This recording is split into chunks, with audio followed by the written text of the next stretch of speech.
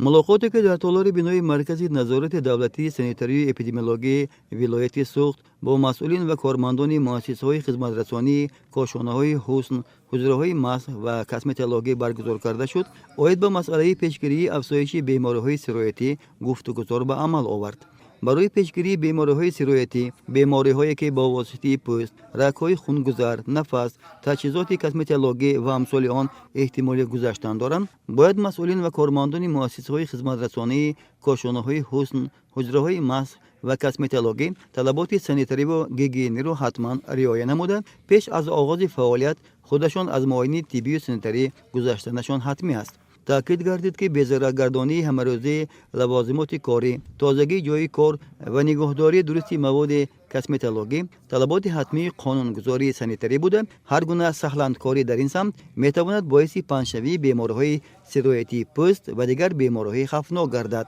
طبق نقشه تهیه شده که به واسطه از طرف مقامات اجرایی حاکمیت دولتی ولایت سوخت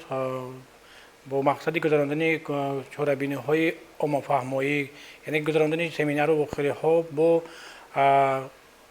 ریاست‌های معارف شهرنایه‌ها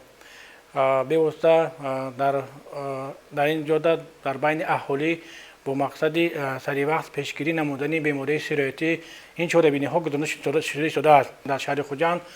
بسیار حجره‌های محض و حجره کسمتولوژی یعنی که به فعالیت خود شروع نمودند و به این مثال ما البته طلبات‌های خود را در دایره قانون‌های عمل کننده می‌های سانیتری اپیدمیولوژی در این حجره‌ها طلب می‌نماییم و برای هر یک میجود البته ما طلب می‌کنیم که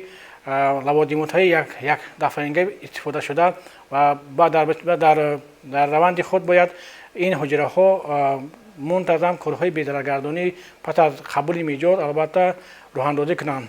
مرکز نظارت دولتی سانیتری و اپیدمیولوژی ولایت منبع نیز کارهای فهماندهی مشورتی و نظارتی را در بین مؤسسه‌های خدمترسانی تقویت بخشیده همکاری خود را با مرکزهای کار و خدمترسانی وسعت می‌بخشد.